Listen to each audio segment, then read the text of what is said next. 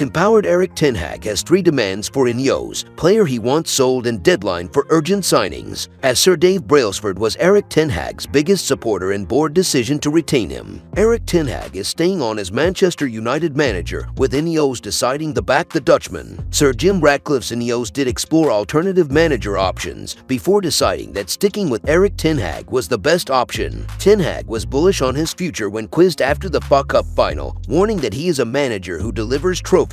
And if you think him staying on means he is going to be Ineos' yes man, who will be dictated to, think again. The Dutchman has his own demands. According to the Times, ten Hag is feeling empowered and has his own key demands for Ratcliffe and co. Erik ten Hag wants signings before pre-season tour. Ineos have reservations over the transfer power given to ten Hag under the previous regime. It was claimed they were slightly horrified at how much influence he had. A new structure is in place with a director of football incoming and technical director already appointed, which will offset the power ten Hag had before. What ten Hag is insistent on is for his key signings to be done prior to the club flying to the USA for pre-season on July 24th. The manager wants a defender, midfielder and striker to be signed before then.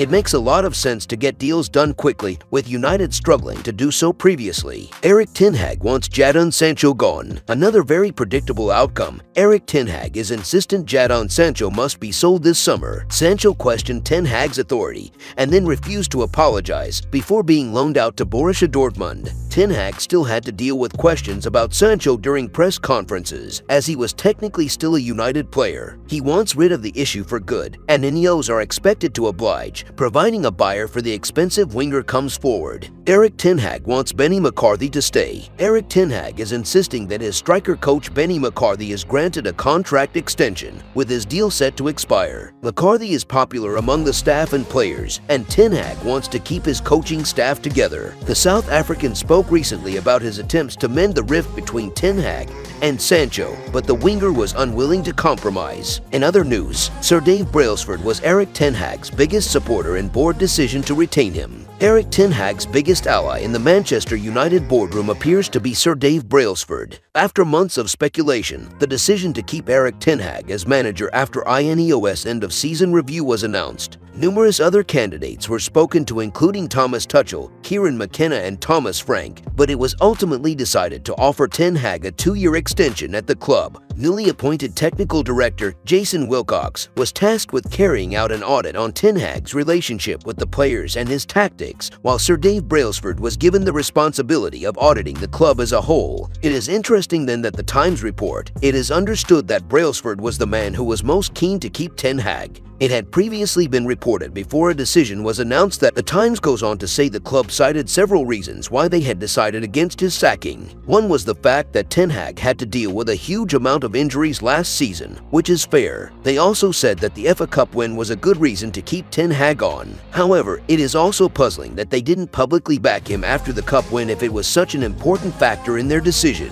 Another reason, and this is more palatable, is the fact that he has helped to develop Kobbie Mainoo and Alejandro Garnacho into star performers for United, both at the age of 19. It is a club that prides itself on its academy success. As a lifelong United fan, Ratcliffe knows that is the case. However, standards at the club have certainly fallen, and this needs to be addressed, as it was revealed that one member of the backroom staff found it astonishing that the players were high-fiving each other after a 4-3 defeat by Bayern Munich in the Champions League group stages. Perhaps it speaks volumes that the man who was so behind ten Hag is the person responsible for reviewing the total mess that the Glazers left of the club from top to bottom. The theory is that ten Hag should be able to perform much better when he has a functioning sporting team around him, and Ineos no doubt believe they are providing it with appointments of Omar Barada, Jason Wilcox, and Dan Ashworth in the future. If you enjoyed the video, make sure to smash the like button and make sure to subscribe to Man United Hub to get all the latest updates.